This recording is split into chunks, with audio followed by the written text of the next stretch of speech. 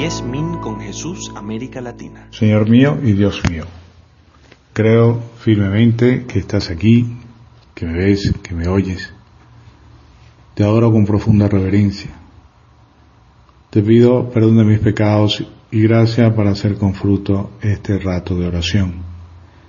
Madre mía Inmaculada, San José mi Padre y Señor, Ángel de mi guarda, interceded por mí. Hoy en la Iglesia Latina celebramos la fiesta de la Cátedra de San Pedro, una fiesta que nos invita a mirar a Roma, donde está esa cátedra, a la vez que nos estimula a alimentar la vida personal y comunitaria con la fe fundada en el testimonio de San Pedro y de los demás apóstoles. Si imitamos su ejemplo, también nosotros podemos ser testigos de Cristo en la Iglesia y en el mundo. El Evangelio que leeremos hoy nos dice que en aquel tiempo, al llegar a la región de Cesarea de Filipo, Jesús preguntó a sus discípulos: ¿quién dice la gente que es el Hijo del Hombre? Ellos contestaron: unos que Juan Bautista, otros que Elías, otros que Jeremías o uno de los profetas. Él les preguntó: ¿y ustedes quién dicen que soy yo? Simón Pedro tomó la palabra y dijo: tú eres el Mesías, el Hijo de Dios vivo. Jesús le respondió: dichoso tú, Simón, hijo de Jonás, porque eso no te lo ha revelado a nadie, ni de la carne, sino mi Padre que está en el cielo.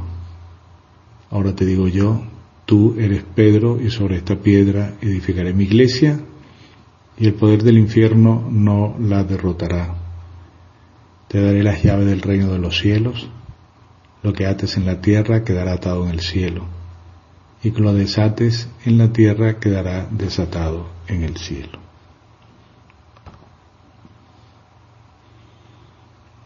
Celebrar la cátedra de San Pedro, como lo hace hoy la Iglesia Latina, significa reconocer que es un signo privilegiado del amor de Dios, de ese pastor bueno y eterno que quiere congregar a toda su iglesia y guiarla por el camino de la salvación.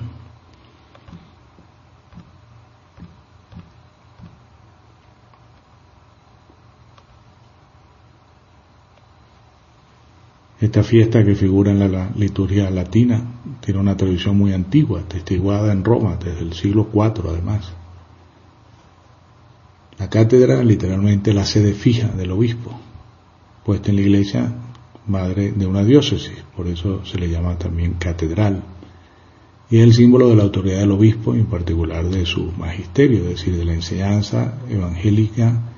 En cuanto sucesor de los apóstoles, está llamado a conservar y a transmitir a la comunidad cristiana. Cuando el obispo toma posesión de la iglesia particular que le ha sido encomendada, llevando la mitra y el báculo pastoral, se sienta en la cátedra. Desde esa sede guiará como maestro y pastor el camino de los fieles en la fe, en la esperanza y en la caridad. Después de la resurrección, nuestro Señor se apareció muchas veces a sus discípulos. En una de ellas, después de la pesca milagrosa de los 153 peces grandes, confirió a San Pedro el primado de la iglesia. El Señor le preguntó por 3 veces a Simón Pedro si le amaba. El apóstol respondió afirmativamente, aunque era evidentemente consciente de su debilidad. Por eso dijo con mucha humildad y sinceridad: Señor, tú sabes que te amo. Y Cristo le dice: apacienta mis corderos, apacienta mis ovejas. Señor, al final tú lo sabes todo, tú sabes que te amo. Bien, con estas palabras le concede la jurisdicción de pastor, de rector supremo sobre todo su rebaño. Es una gracia concedida a San Pedro, al primado y a sus sucesores, uno de los elementos además fundacionales de la iglesia para custodiar, para proteger su unidad. Además, ese primado de Pedro se perpetúa en todos y en cada uno de sus sucesores por disposición de Cristo, no por costumbre o por una legislación humana. San Pedro fue elegido por Cristo como esa roca sobre la cual edificar la iglesia. y comenzó su ministerio en Jerusalén después de la ascensión del Señor, puesto en la cúspide del colegio apostólico, y no como el primero entre sus iguales, sino como vicario de Cristo. Y esto lo comprendieron los demás apóstoles, respetando con obediencia esas especiales prerrogativas concedidas a San Pedro. Y él consciente del primer momento de su primacía. Así en el día de Pentecostés lo vemos lleno del Espíritu Santo, dirigiéndose a los judíos en la elección, como Matías también, en los primeros cristianos, como reconocieron esa disposición del Señor de que fuera Él quien abriera las puertas de la iglesia a los gentiles. En el Concilio de Jerusalén también se ve cuando pronuncia la palabra decisiva y proclama la libertad de los cristianos con respecto a los preceptos legales de la ley mosaica.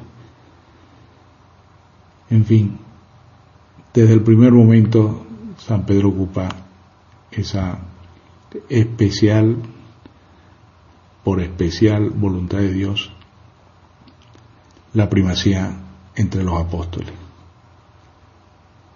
Desde Antioquía, donde fue después de una persecución, pasó a Roma, y por eso la sede romana ocupa el primado universal. Es esa sede la cátedra del apóstol Pedro y de sus sucesores. Y así lo atestiguan los más antiguos padres de la iglesia. San Ireneo, obispo de León, describe la iglesia de Roma como la más grande, más antigua y más conocida por todos que la fundaron y establecieron los más gloriosos apóstoles Pedro y Pablo. Y añade, con esta iglesia, a causa de su origen más excelente, debe necesariamente estar de acuerdo toda la iglesia, es decir, los fieles de todas partes. Otro escritor antiguo, Tertuliano, afirma: cuán feliz es esta iglesia de Roma. Fueron los apóstoles mismos quienes derramaron en ella, juntamente con su sangre, toda la doctrina. Por tanto, esa cátedra del obispo de Roma representa no solo su servicio a la comunidad romana, sino también su misión de guía de todo el pueblo de Dios. Y celebrar la cátedra de San Pedro, como hacemos hoy, significa reconocer que es un signo privilegiado del amor de Dios. Son expresiones esas de consultar a Roma, o Roma ha hablado, que indican a Roma como fuente segura de la doctrina católica.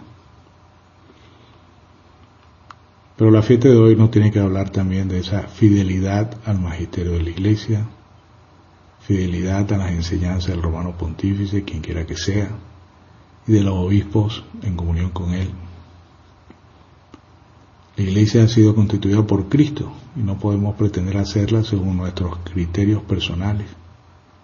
Tiene por voluntad de su fundador una guía formada por el sucesor de Pedro y de los apóstoles. Ello implica, por fidelidad a Cristo, fidelidad al magisterio de la Iglesia. Juan Pablo II en una ocasión dijo: no se puede creer en Cristo sin creer en la Iglesia, cuerpo de Cristo. No se puede creer con fe católica en la Iglesia sin creer en su irrenunciable magisterio.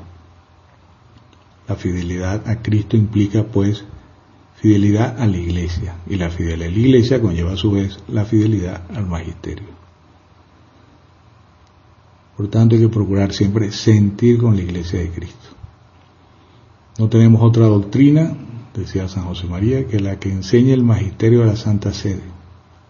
Aceptamos todo lo que este magisterio acepta y rechazamos todo lo que él rechaza. Ese magisterio vivo, auténtico y perpetuo que nuestro Señor Jesucristo instituyó. Que nos lleve hoy esta fiesta a rezar con más ímpetu, con más piedad por las personas, las intenciones del romano pontífice. Él que lleva a cuesta el peso de la Iglesia, que también nosotros lo sostengamos, a punta también de nuestra oración por él. Te doy gracias, Dios mío, por los buenos propósitos, afectos e inspiraciones que me has comunicado en esta meditación. Te pido ayuda para ponerlos por obra. Madre mía Inmaculada, San José, mi Padre y Señor, Ángel de mi guarda, interceded por mí.